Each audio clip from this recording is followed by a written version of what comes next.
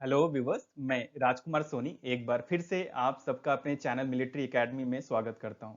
Viewers, आज के इस वीडियो में हम प्रोनाउन के 5 इंपॉर्टेंट रूल्स के बारे में बात करेंगे जो स्पॉटिंग एरर में बहुत ही इंपॉर्टेंट रोल अदा करते हैं। इनफैक्ट जो प्रोनाउन चैप्टर है यही अपने आप में बहुत चैलेंजिंग चैप्टर है, थोड़ा बड़ा भी चैप्टर है, लेकिन काफ़ी क्वेश्चंस भी ये चैप्टर से आते हैं एग्जाम में। ओके, सो ये जो वीडियो है वो आपको sentence correction that is spotting error and उसको इंप्रूव करना सेंटेंस को, then fill in the blanks में भी काफी हेल्पफुल होगा। सो मेरे बारे में, मैं competitive English, academic English, group discussion और फिजिकल फिटनेस का इंस्ट्रक्टर हूँ। मेरी career history 2004 to 2019 navy, teaching experience, service में भी इंस्ट्रक्शन दिए, और रिटायरमेंट के बाद मेरी अपनी एकेडमी है मिलिट्री एकेडमी, जो कि बलिया उत्तर प्रदेश में है। Viewers, why am I remarkable, why am I making this video?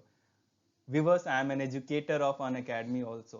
Yes, and moreover, I have earned certificate for advanced English level C1, which is the second highest certificate of English proficiency.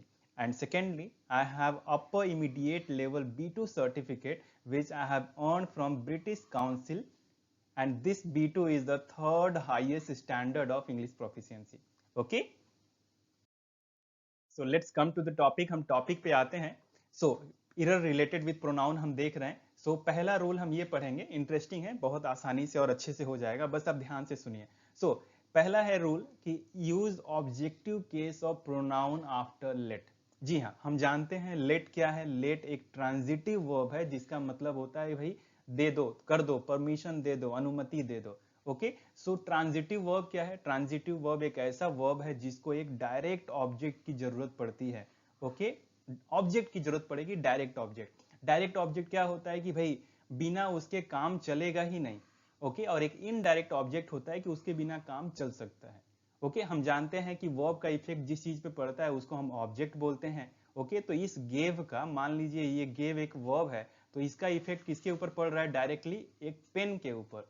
और give एक अपने आप में, या give अपने आप में एक ट्रांजिटिव वर्ब है। सो अभी हमने दो तीन चीजें सीखा। लेट का मतलब होता है अनुमति देना, परमिशन देना।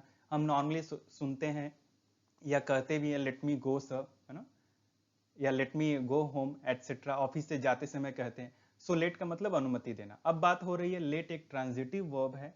ये बात हम इसलिए बता रहे हैं ताकि आपको यहाँ पे जो हमने रूल बताया कि यूज ऑब्जेक्टिव केस, क्यों ऑब्जेक्टिव केस यूज करना है प्रोनाउन का लेट के बाद, वो आपको क्लियर हो जाएगा। फिर आपको याद रखने की जरूरत ही नहीं पड़ेगी। ओके, आप इसको इनहेरिट कर लेंगे अपने आप में, एकदम वो आप एब्जॉर्ब कर लेंगे। सो लेट क्या है? लेट एक ट्रांजिटिव वर्ब है। ट्रांजिटिव वर्ब क्या है? ट्रांजिटिव वर्ब एक ऐसा वर्ब है जिसको एक डायरेक्ट ऑब्जेक्ट की आवश्यकता है। Okay, direct object, direct object क्या है? एक ऐसा ऑब्जेक्ट जिसका वर्ब पे डायरेक्ट फर्क पड़ता है। ओके, वर्ब का जो सीधा इफेक्ट है इस डायरेक्ट ऑब्जेक्ट पे पड़ेगा। दूसरा ऑब्जेक्ट क्या होता है कि इनडायरेक्ट ऑब्जेक्ट होता है जिसका फर्क पड़ भी सकता है और नहीं भी, मतलब नहीं भी रहे तो काम चलेगा। ओके, सो यदि मैं एक एग्जांपल दूं आपको, he gave me a pen.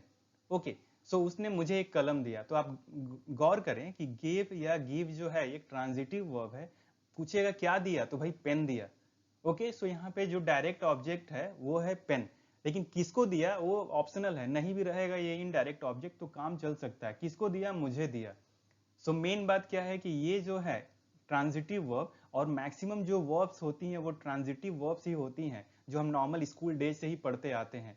He drank milk, he drank water, दूध पिया, चाय पिया।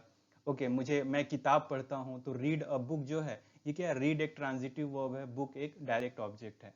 सो यहाँ पे हमने देखा कि ये डायरेक्ट ऑब्जेक्ट है और ये इनडायरेक्ट ऑब्जेक्ट है। सो लेट भी क्या है? एक ट्रांजिटिव वर्ब है जिसको डायरेक्ट ऑब्जेक्ट की आवश्यकता होगी। और व्यूअर्स, डायरेक्ट ऑब्जेक्ट की जब आवश्यकता होगी, सो वो जो ऑब्जेक्ट है वो किस केस में होगा? ऑब्जेक्टिव केस में होगा। सो इसीलिए ये रूल बता दिया कि लेट के बाद आप ऑब्जेक्टिव केस का ही यूज करेंगे प्रोनाउन का। For example, let, just wait, इसको मैं डिलीट कर लेता हूं। ओके, सो यहाँ पे यदि एग्जाम्पल देखें आप, या एक क्वेश्चन देखें, let I assure you that hard work never goes unrewarded. मतलब मैं आपको आश्वासन देता हूं कि जो कठिन मेहनत है वो कभी भी बिना पुरस्कार दिए नहीं जाता है। मतलब परिश्रम सफलता की कुंजी है और सफलता आपको मिलनी है मेहनत करने से। सो यहाँ पे मेन कॉन्सेप्ट ये हम बता रहे हैं प्रोनाउन के सेंस में, जो एरर स्पॉटिंग के लिए, कि यहाँ पे लेट के बाद जो होगा, यहाँ पे आई जो है ये गलत यूज हुआ है, ये सब्जेक्टिव केस जो है आई का ये नहीं होगा, यहाँ पे क्या होगा, ऑब्जेक्टिव केस होगा।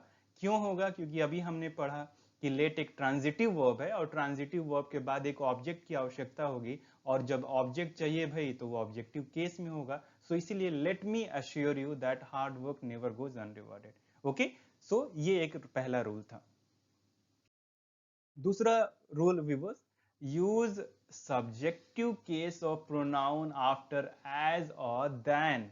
बहुत अच्छा है, पहले हमने पढ़ा कि ऑब्जेक्टिव केस यूज करना है लेट के बाद, अब हम पढ़ रहे हैं कि आप सब्जेक्टिव केस यूज करेंगे एज के बाद या देन के बाद एक वाक्य में। ओके, कैसे? देखिए, my candidates sweat as much as me. मेरे जो कैंडिडेट्स हैं वो उतना ही पसीना बहाते हैं जितना मैं बहाता हूं, या मैं उतना ही बहाता हूं जितना मेरे कैंडिडेट्स बहाते हैं पसीना, बहुत मेहनत करते हैं। तो यहाँ पे की कॉन्सेप्ट ये है कि यहाँ पे जो एज के बाद, एज मच एज के बाद ये जो ऑब्जेक्टिव केस यूज हुआ है वो ऑब्जेक्टिव केस न यूज होकर के यहाँ पे आई जो होगा वो सब्जेक्टिव केस होगा। क्योंकि अभी हमने क्या पढ़ा, use subjective case of pronoun after as या देन का एग्जांपल ये हम देखेंगे अभी।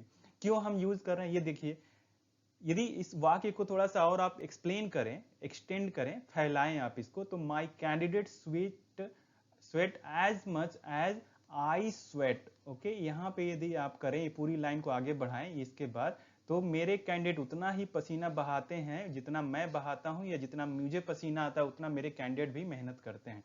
सो इस बार बार इस चीजों को रिपीट नहीं करते हम, तो बार बार क्या लिखने की जरूरत है, पसीना बहाना पसीना बहाना, इसीलिए यहाँ पे एक ही बार लिख दिया कि भाई उतना ही जितना मैं।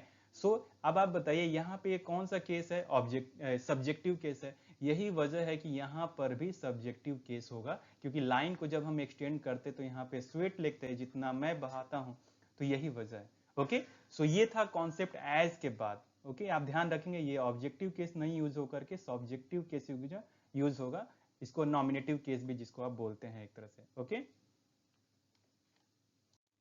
दूसरा एग्जांपल देखें व्यूवर्स अब दैन वाला, कि her children are having more knowledge about smartphone than her.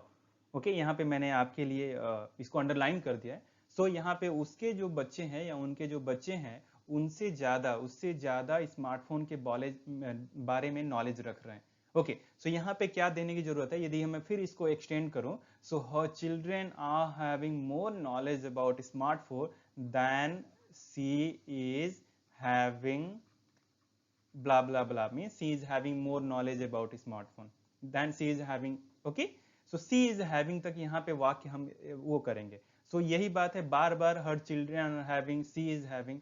so ये आप गौर करें कि then के बाद ये जो ऑब्जेक्टिव केस यूज हुआ है वो गलत है, ये यहाँ पे क्या होगा, नॉमिनेटिव केस या सब्जेक्टिव केस शी का यूज होगा। क्योंकि जब वाक्य को आप एक्सटेंड करेंगे तो यहाँ पे नॉमिनेटिव केस ही यूज होगा या सब्जेक्टिव केस, सो आप इसको नॉमिनेटिव केस वाला ही प्रोनाउन यूज करेंगे। सो क्या समझा आपने, दैन के बाद जो हर है वो गलत है, यहाँ पर आप शी लगाएंगे। सो अभी हमने दो रूल पढ़ा है यहाँ पे कि एज के बाद भी आप नॉमिनेटिव केस या सब्जेक्टिव केस यूज करेंगे, और देन के बाद भी आप ऑब्जेक्टिव केस या सब्जेक्टिव केस यूज करेंगे। और कोई भी चीज आप रटेंगे नहीं, एक बार सेंटेंस को आप एक्सप्लेन करके देखेंगे, समझ के देखेंगे, उसकी मीनिंग निकाल के देखेंगे। ऐसा नहीं कि कहीं भी देन है कहीं भी एच है तो आप ऐसे ही यूज कर देंगे, नो। क्योंकि जब आप इसको एक्सटेंड करेंगे तो आपको पता चलेगा कि हाँ जी यहाँ पे तो नॉमिनेटिव केस या सब्जेक्टिव केस होना चाहिए, इसीलिए मैं यहाँ पे सब्जेक्टिव केस रखूंगा। सेम चीज यहीं पर भी एप्लीकेबल है, यहाँ पे एक्सटेंड करेंगे तो यहाँ पे सब्जेक्टिव केस ही होगा, न कि objective case. Okay, so please be careful. Next rule weavers, अब हम बात करेंगे आइदर और आइदर के बारे में और नाइदर के बारे में। सो आइदर क्या है तो हम जानते हैं कि आइदर क्या है, दो चीजों के बीच में यदि आपको पॉसिबिलिटी दिखाना है, फॉर शोइंग पॉसिबिलिटीज, कि या तो ये या तो ये, दो चीजों के बारे में, तो आप आइदर का प्रयोग करते हैं। लेकिन यदि आप कई लोगों के बीच में मोर देन टू के बारे में कुछ पॉसिबिलिटी दिखाते हैं तो आप एनी वन या एनी का प्रयोग करेंगे। जैसे मुझे बोलना है, एक एग्जांपल देखें आप, any one of this two students will become a topper in the intermediate exam, या तो ये इंटरमीडिएट एग्जाम में टॉपर बनेंगे। सो यहाँ पे एक मिस्टेक ये है कि यहाँ पे ये जो प्रोनाउन यूज हुआ है वो गलत है। यहाँ पे एनी वन ऑफ दीज न होकर के क्या होगा, आइदर ऑफ दीज। क्यों होगा, क्योंकि आप दो लोगों के बारे में बात कर रहे हैं, दो लोगों में पॉसिबिलिटी की बात कर रहे हैं कि या तो इन दोनों में से कोई एक जो है, इन दोनों में से कोई एक जो है वो टॉपर बनेगा। सो दो लोगों के लिए आप आइदर के लिए यूज करेंगे, जहां पे पॉसिबिलिटी संभवतः की बात हो रही है। तो ओके, संभावना की बात हो रही है। दूसरा व्यूअर, यदि आप दो से ज्यादा लोगों के बारे में कहना चाहते हैं तो देखिए यहाँ पे यदि आप ये लिखते हैं either of all this students will become a topper in the intermediate exam. So यहाँ पे गलत है। यदि आप ये बोल रहे हैं कि इन सारे बच्चों में से 1 2 3 4 5 6 7 8 इन सारे बच्चों में से कोई एक जो है वो टॉपर बनेगा, सो यहाँ पे आइदर का प्रयोग न होकर के एनी वन होगा यहाँ पे, कि any one of all these students will become a topper in the intermediate exam। anyone, simple बात है। ओके और आइदर का मीनिंग हिंदी में सिंपल बात है, दो में से एक, और एनीवन माने कोई भी एक। सो आप ये ध्यान रखेंगे कि ये करेक्ट प्रोनाउन यूज करें कि जब दो से अधिक लोगों के बारे में पॉसिबिलिटी की बात हो रही है। रिमेंबर व्यूअर्स, पॉसिबिलिटी की, कि भाई टॉपर बनेंगे, पार्टी में आएंगे, तो ये जो पॉसिबिलिटी है, संभावना है, ओके मैदान में अच्छा खेलेंगे, any one of the 11 players will ना score better in the final match, ऐसे एनी वन, कोई भी जो है 11 प्लेयर में से। लेकिन either of two players will ना ओपन द इनिंग्स, तो इस केस में आप क्या करेंगे, दो लोगों के बीच में आइदर का प्रयोग करेंगे।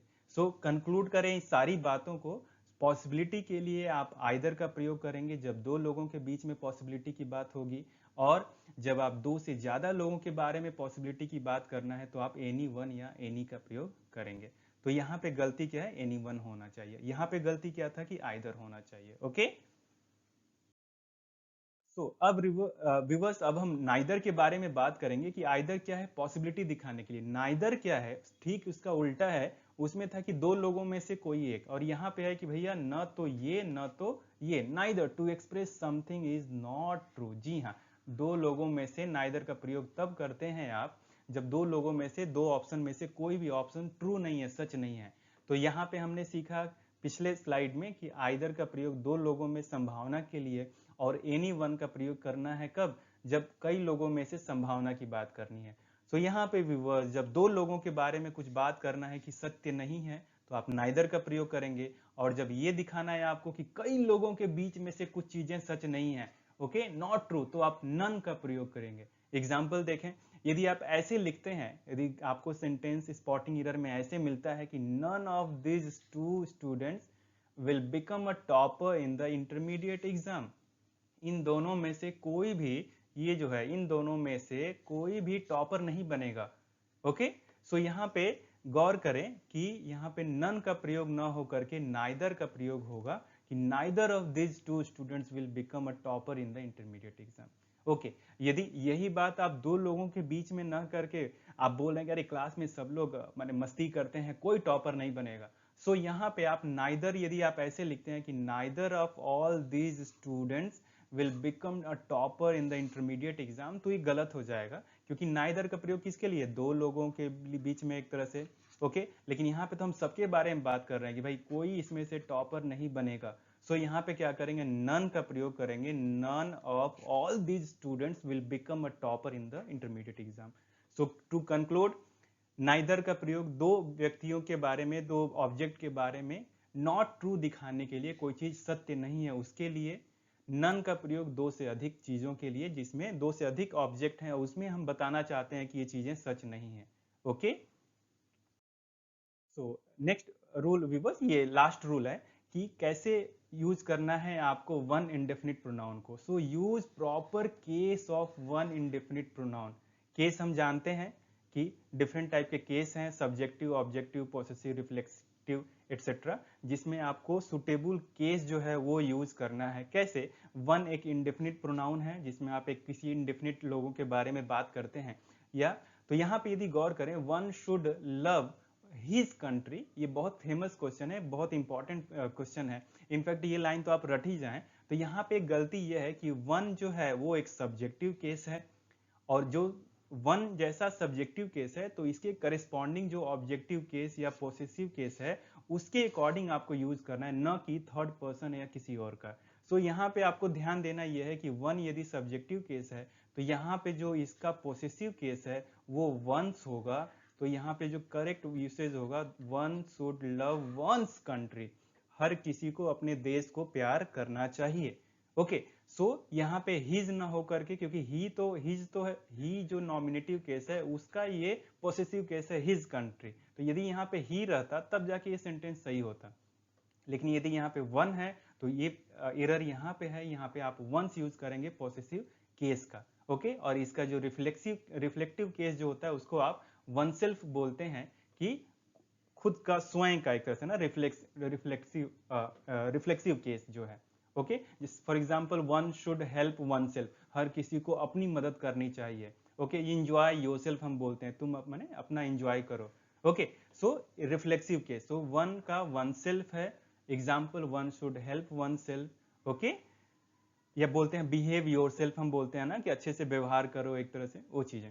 सो कंक्लूजन ये है व्यूअर्स कि वन एक इंडेफिनिट प्रोनाउन है और उसके करस्पॉन्डिंग आपको possessive, objective, subjective, reflexive case जो है वो यूज करना है। यदि आप वैसा नहीं करते हैं तो सेंटेंस ग्रामेटिकली गलत होगा और एग्जाम में इस तरह के क्वेश्चन आते हैं। सो यहाँ पे one should love his country गलत है, यहाँ पे जो करेक्ट सेंटेंस है that is one should love one's country, क्योंकि वंस ही जो है वो करेक्ट पोसेसिव केस है वन का। ओके, तो व्यूअर्स मुझे उम्मीद है कि ये 5 इंपॉर्टेंट से जुड़े जो इंपॉर्टेंट रूल मैंने बताया आपको स्पॉटिंग एरर को लेके, ये प्रोनाउन से जुड़े हुए, वो बहुत पसंद आया होगा। यदि वीडियो पसंद आया है तो मेरे चैनल को सब्सक्राइब कीजिए, और यदि सब्सक्राइब कर लिया है तो लाइक, शेयर एंड कमेंट करके मुझे और एनर्जी दीजिए, मुझे बताइए, ताकि और भी मैं बेहतरीन वीडियोज आपके लिए बना सकूँ। Thank you so much for watching, best wishes, get selected, जय हिंद।